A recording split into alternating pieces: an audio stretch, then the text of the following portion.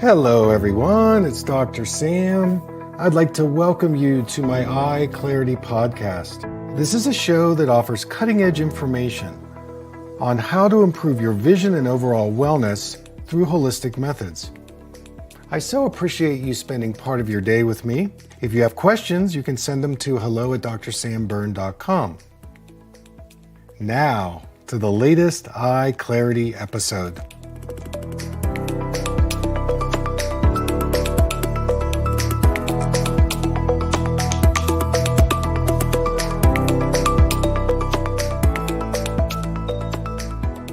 Hey everybody, it's Dr. Sam, and I want to welcome you to this special Q&A tonight. I have a few opening remarks. I've got some questions that I'm going to get to. In terms of the participants, if you have questions, you can either put them in the chat box or you can come on live with me, whatever you'd like. So I'm going to stay until we answer all the questions, and I want to start here. So recently, I had a colleague of mine ask me to come to his office, and he wanted me to observe some of his patients. He's got a couple of associates, and he wanted me to watch what he was doing.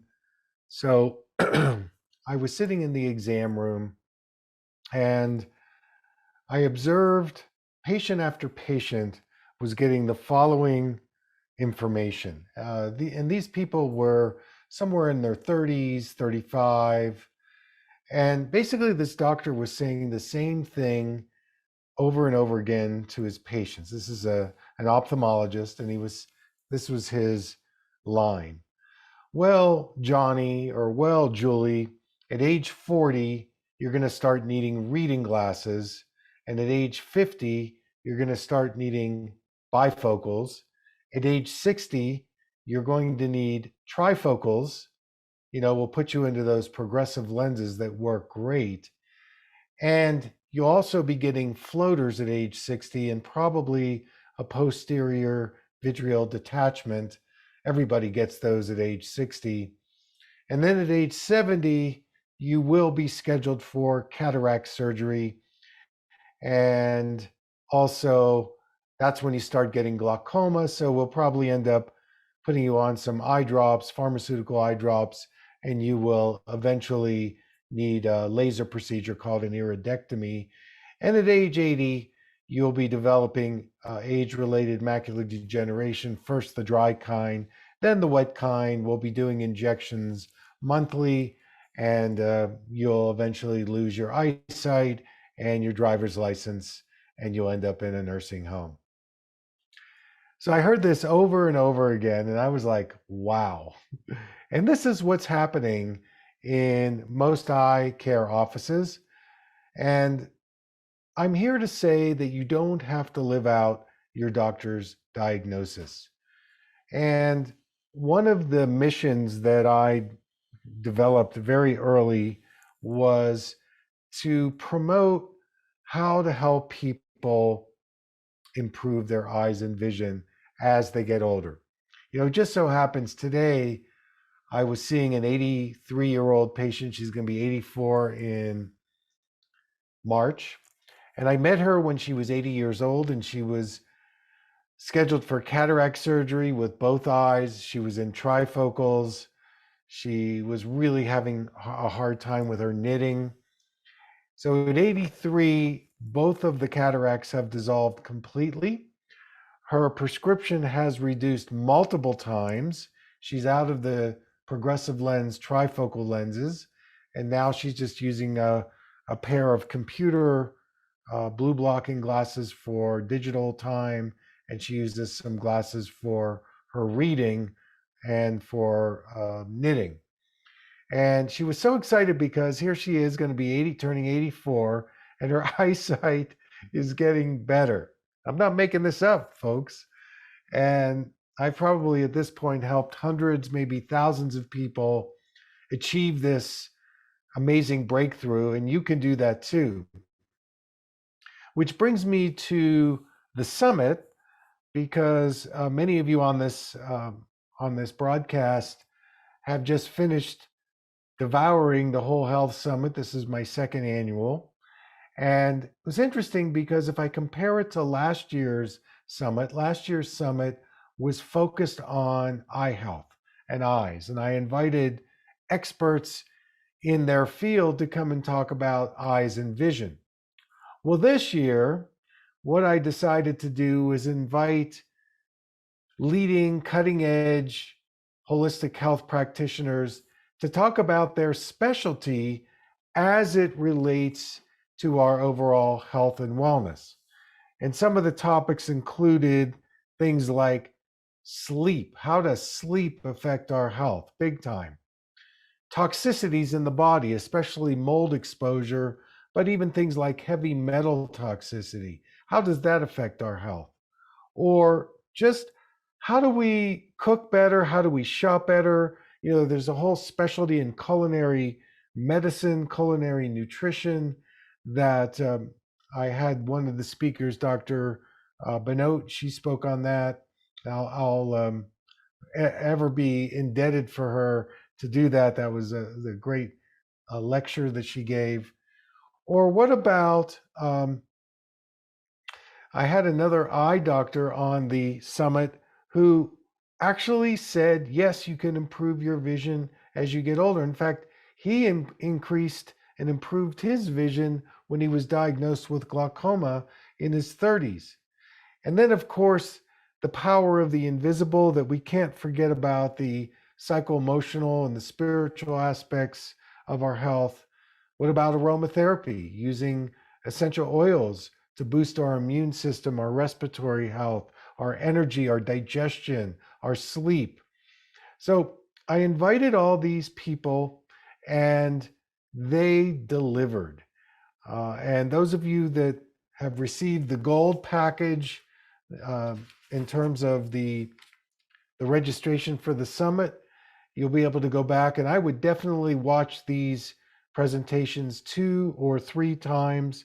Those of you who couldn't make the summit, you can still post-summit purchase it if you want to. All right, so that's kind of a little bit of the backstory on why I did this summit this year, and I'm going to move to some questions that people who could not be here have emailed me. So I'm going to go through those. Anybody that's live on the broadcast, again, if you have a question, you can certainly type it in on the chat. And again, we will go until all the questions are answered. So the first question, I get this question a lot. What causes dry eye syndrome? You know, one of the speakers at the summit, his name is Dr. Dhruvan Patel. He is the CEO of the company OcuShield. He gave just a fabulous presentation on blue light and how blue light not only affects our eyes, but it affects our sleep. And I think that, you know, being on screen time is one of the biggest reasons why we are developing dry eye syndrome. But I want to run through the list. This is my list of some of the causes of why we develop dry eye syndrome. The first one is if we have gone through LASIK surgery. Now, this is a refractive surgery. There are many different types of LASIK surgery. You know, back 20 years ago, the type of LASIK surgery that was done was more basic. And now today, there are different types of LASIK surgery that are being done. But it comes down to the same thing. Whenever you start putting laser on the cornea, you are setting up the situation where you are going to probably have some problems with tear coverage or tear evaporation. So LASIK surgery is one reason why people develop dry eye. The second reason is cataract surgery. And I know cataract surgery is a very successful surgery, but still one of the side effects that I see quite a bit from cataract surgery is dry eye. Another one is the state of the health of your eyelids. I can't say this enough, but if your eyelids are inflamed, if you've got conditions like blepharitis, meibomian gland dysfunction, chalazions, styes, anything that blocks the ability of the glands to produce the tears, you're going to be developing either a evaporation problem with your tears or a poor combination of the tears. They're made up of a few layers of aqueous, mucin, sebaceous level layers of the tears, that they're going to have very poor coverage on the cornea. And the cornea is the clear window of the eye where we've got all those tiny little not blood vessels, but nerve endings that if our tears are not covering the cornea every time we blink, it feels like we've got grit or sand in our eyes, and this is a chronic issue. As we talked about, digital time, screen time is going to automatically dry your eyes out. Again, the blue light, especially coming from screens and LEDs, are going to naturally dry out all the eye tissue. So this is another reason why we develop dry eye. Low thyroid. Thyroid disease is a major culprit for dry eye. Adrenal imbalances, especially adrenal insufficiency, where we are pumping out a lot of cortisol as a way to kind of deal with either acute or chronic stress. This will dry out all of our mucous membranes, including the eyes. Women's hormonal issues. So women in their menstrual cycle, this can cause dry eye syndrome. Post-menopause, this is another reason why we can develop dry eye. Smoking, drinking coffee, so lots of caffeine, this can cause dry eye. So now I'd like to move to, well, what are some of the strategies? Well, I got a message here. What about drugs? Yes, drugs, pharmaceutical drugs can dry your eyes out. So things like antibiotics, antihistamines, blood pressure medications, antidiuretics, and even over-the-counter drops that you get at the drugstore that get the red out. These can all lead to dryness also. Vitamin D deficiency is another reason why we develop dry eye. So the first thing to note is that you want to use natural eye drops. One of my favorite is Optique eye drops. These are a type of homeopathic eye drops. Obviously, the 5% MSM is another support for dry eye. Making sure you're getting the healthy fats and oils, omega-3, 6, and 9. There's a new one that's come out called omega-7, and that is a promising, sea buckthorn is another term for omega-7. Making sure you're getting enough vitamin A and zinc in your diet. You know, zinc helps in the metabolism and the absorption of vitamin A. Most people are deficient in zinc. And avoiding things like trans fatty acids, inflammatory foods, and even taking a look at your intestinal health. You know, I have found that when there's an inflammation in the intestinal tract somewhere, this actually eventually is going to affect our eye health, our eye tissue, especially in the dry eye world. And then you can add some things like N-acetylcysteine, coenzyme Q10, curcumin, resveratrol. All of these things are very beneficial. And even the triad, lutein, zeaxanthin, and astaxanthin.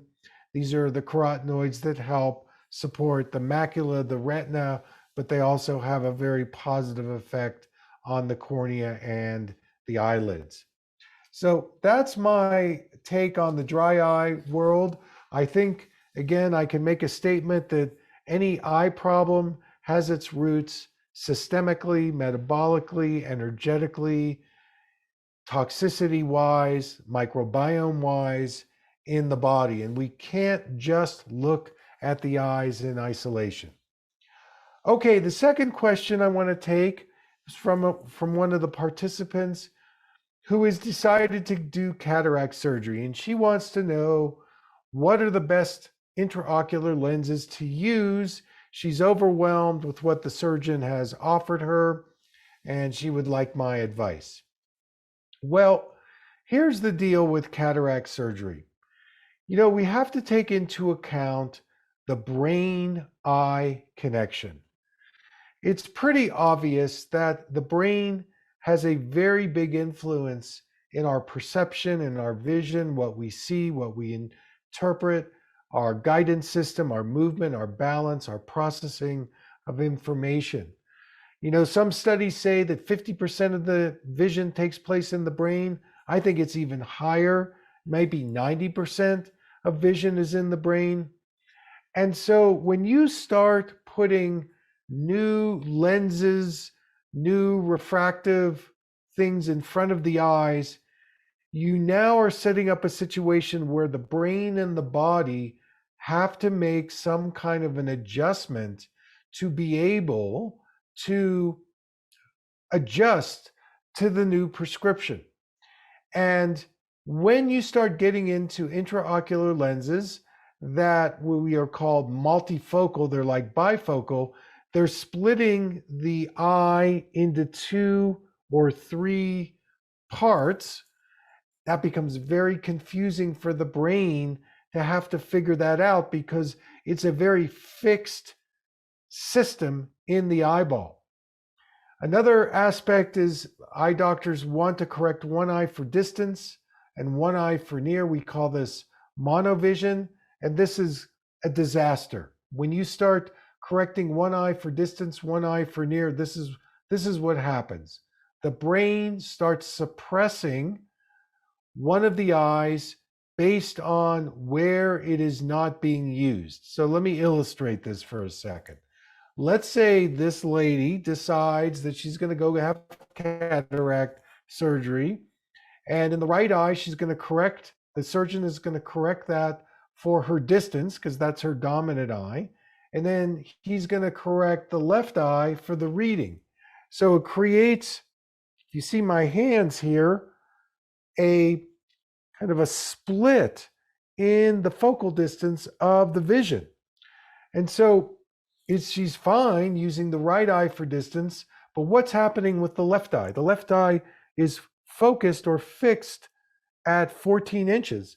So since the left eye is not going to participate, the brain begins to shut off that eye to avoid double vision and confusion. So you lose your depth perception, you lose the peripheral vision on that side, and it creates a lot of confusion.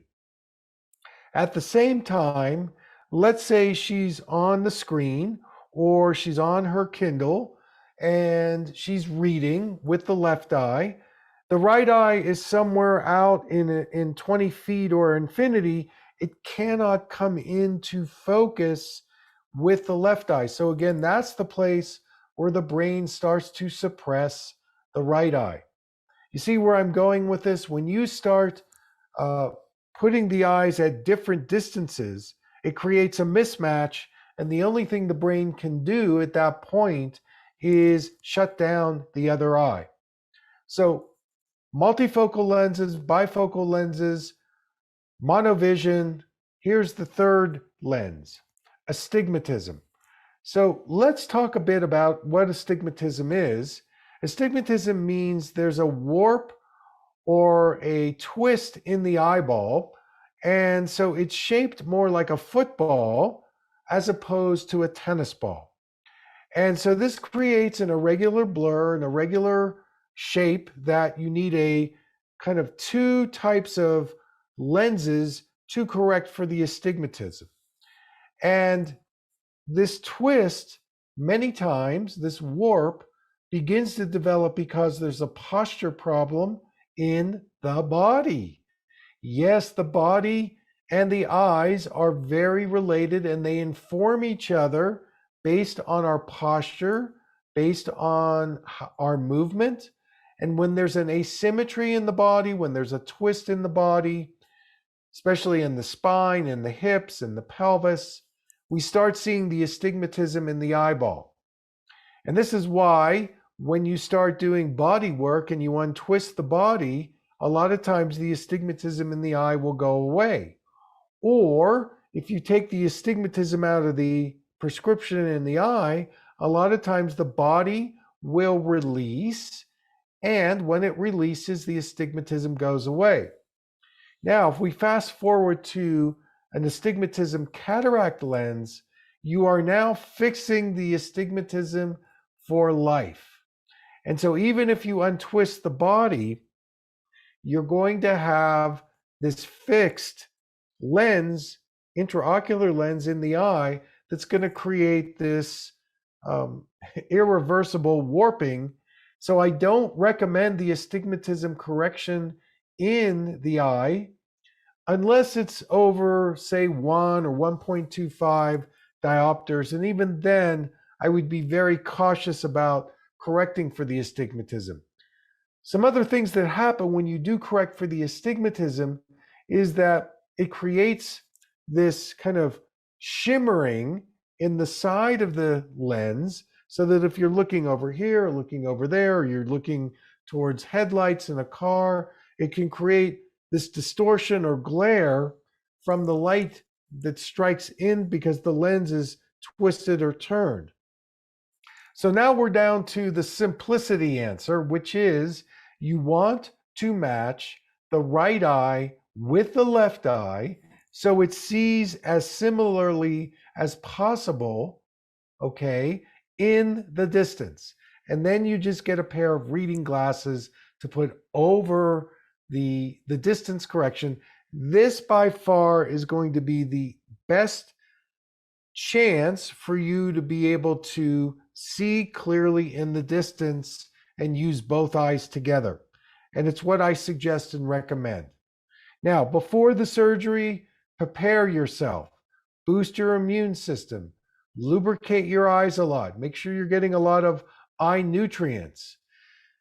You know, you can even do things like acupuncture or craniosacral. In other words, get the stress off of you, away from you, so that when you go in for that surgery, your body can absorb it, it can receive it. And after the surgery, then you can start using the natural eye drops. Make sure you continue to take your supplements and do the eye exercises. There's an eye exercise that I recommend. It's on my website. It's called the Yin Yang Peripheral Vision Exercise. And that's a good one to get your eyes to coordinate together. The last thing I would say about the cataract surgery is ask your surgeon if the intraocular lens has a blue blocking agent. And if it doesn't, ask him if he can put one in. Now, if he cannot put one in, then you need to get both protection on your screen. This is where OcuShield comes in. Get their coverage, and also make sure you get some blue blocking glasses, and make sure you supplement with your macula affirming supplements like lutein, zeaxanthin, and astaxanthin. So I want to thank you for the question. I've got one more question. This is from a gentleman who took the summit. He loved it. He said he learned a lot from it. And he wants to know, ABC, how does he reduce his myopia? Well, I can speak firsthand about this because in my early years, I developed a moderate amount of myopia, about 3 diopters of myopia. It's the way I got through my high school and college and professional school. By the time I was done, I was needing my contact lenses full time, and I was kind of boxed in a corner. However, I met a holistic eye doctor, and he was able to help me completely reverse my myopia. I haven't worn any corrective lenses in 3 decades. So if I can do it, you folks can do it as well. So how do you do it? Well, the first thing to note is that you have to understand that myopia is about pulling the world in. It's tightening up. It's a defense strategy.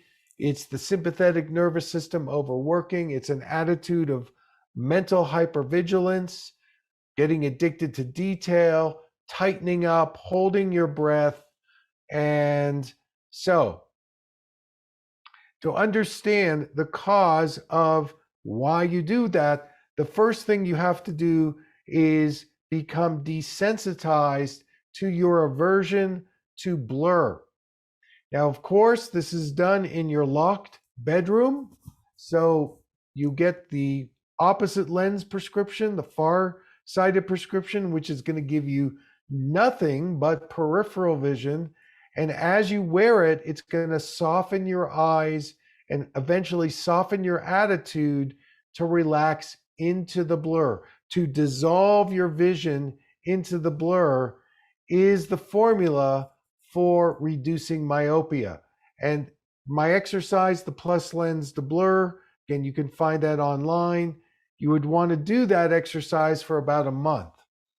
I would also go to your eye doctor and get a reduced prescription. You could either get it in a way that would correct you for 20/40 in the distance, or another way to get around that so you don't have to confront him about a reduced prescription. Just ask him for a reduced prescription for the computer. He'd be happy to give you that prescription. And I want you to wear that indoors, wear it around. Notice how it starts to relax your eyes when you wear that versus the strong prescription. Again, I would start with my 90-day EyeClarity program for myopia so that every day you're working with your vision to disrupt, to interfere, to create a momentum that opens your vision, that relaxes your vision. Get some body work. Get some things around maybe psycho-emotional healing around your myopia. Get body work. Nutrition is another piece. Maybe start doing some intermittent fasting. We had one of our speakers, Megan Ramos, talk about the great benefits of fasting and intermittent fasting. When your glucose levels start to go up and you're not able to regulate them, sugar in eyes, myopia is one of the culprits of it. Boost your nutrients, get more natural sunlight, go without your lenses some of the day when you can. And you'll find over a period of a few months, your prescription is going to keep reducing and reducing and reducing, just like I did. And there you go. You're on the track to be able to reverse the need for your glasses or contacts. How empowering is that to take back your vision? How empowering? Well, I can tell you it's extremely empowering because you are now doing something that most eye doctors say you can't do. And you want to be able to do it without the surgery because the surgery is only fixing the eyeball, not the programming behind the eyes, which caused the prescription to begin with. So that's the simple formula. I wish you the best. Okay, I'm going to check in one more time and see if any of the people online here have questions. You're all very quiet tonight. You're probably just soaking it in.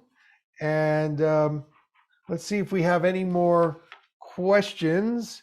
Okay, we have a question from somebody from the summit who has a peripheral vision loss in the right eye, and he wants to know, what do I think? What do we do?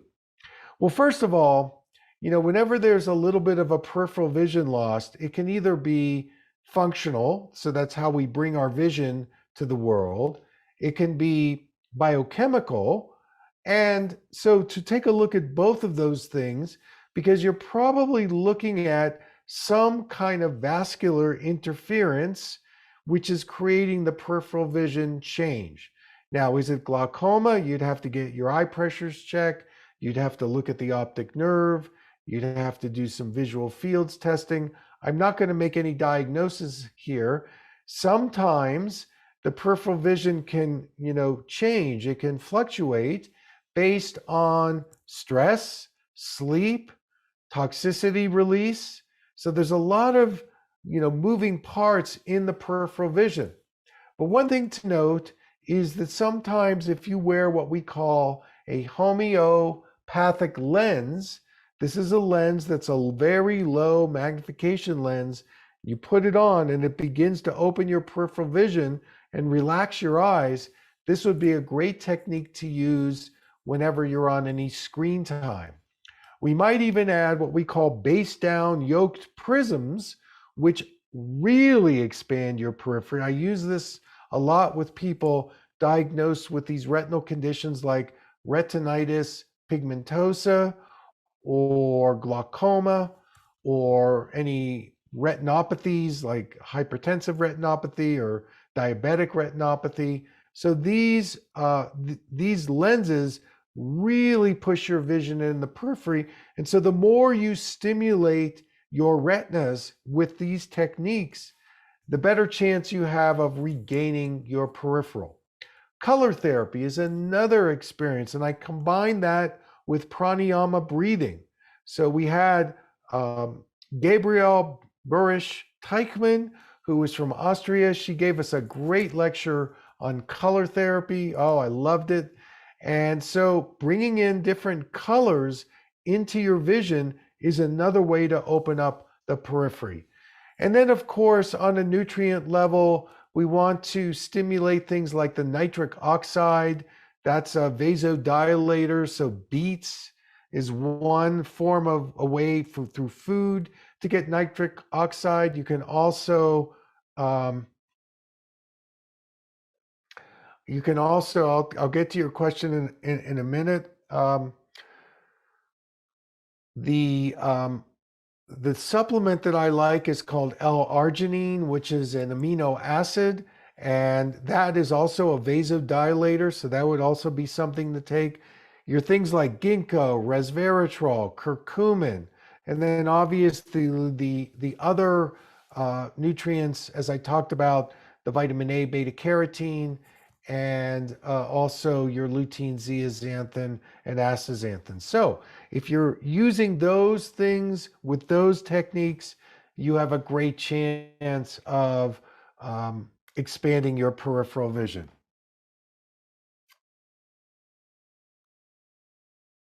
Okay, this is a question. I ordered the blue blockers. Congratulations. Later, I saw your post about the Harman distance being about 12 inches.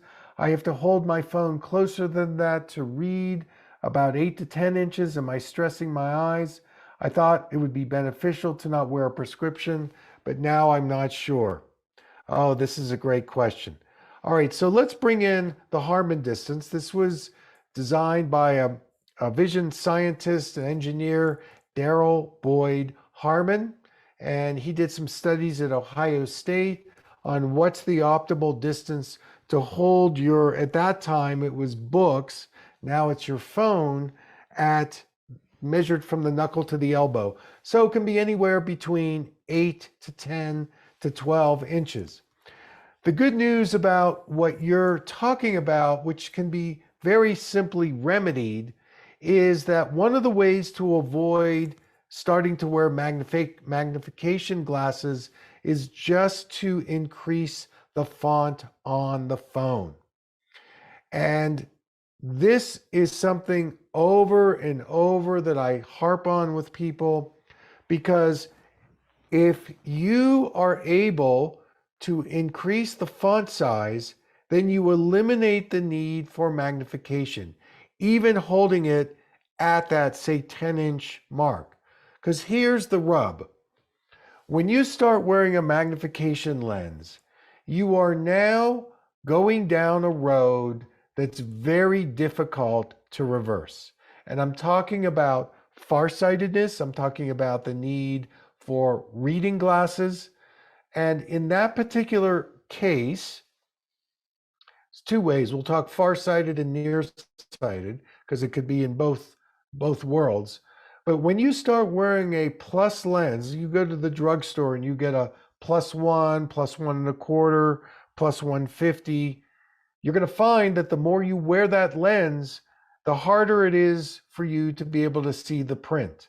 Because what those glasses do is they disconnect you from all of your eye muscles, because the lens makes things artificially larger than they really are. So you stop working and your eye muscles stop working. So the thing is that you then start wearing those reading glasses, and then it turns into, well, now I can't see the computer. So now I can't see in the distance. And just like that eye doctor said, when you hit 60 and you start needing, trifocals, you're done. I mean, you're in big trouble at that point. Yes, you can reverse it, but it's a long road, and it's a lot harder to do. Now, the other thing that could be happening for you, I don't know, is if you're nearsighted. You didn't say that, but let's just take that scenario. If somebody is nearsighted, sometimes the nearsightedness will show them that the focal distance where they hold their phone is the same amount of nearsightedness that they need to see in the distance. So as an example, let's say somebody like yourself is nearsighted. Then the key is you need to do some things to reduce your eye stress. The end palm hum, the animal eye chart, the yin yang peripheral vision exercise. See, these are all exercises that reduce the stress from the nearsightedness and then allow you to push the object a little further out. Because the other side of it is, then if you're starting to say, well, maybe I should get a lens for the phone, what power do we give you? Do we give you a -2, a -3, a -4? And so you start down this road of having to reach for different prescriptions based on the distance on where you're focusing. And I'm not saying that you can't do it, but it's going to be very difficult for any eye doctor to come up with a stable prescription for you to handle that. This is why I recommend to just increase the font size, and that is going to reset the eye muscles to work at that 8 to 10 inch, 12 inch distance. And that would be something that I would play around with.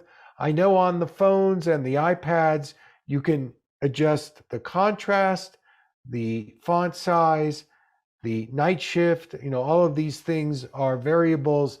And I would work with that and see if you could solve the problem, because otherwise you're looking at getting multiple blue blocker prescriptions based on what you might be doing. But it's such a great question. Thank you. I'm so glad you asked. Okay, so any other questions here?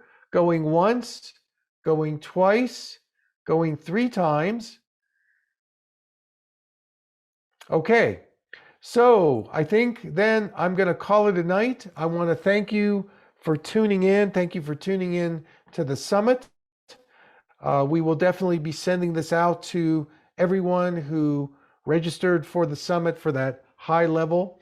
And I want to thank you for joining us and supporting us. And I look forward to seeing you at the next workshop, Facebook Live. Definitely digest my content. And thank you so much. Take care, everybody.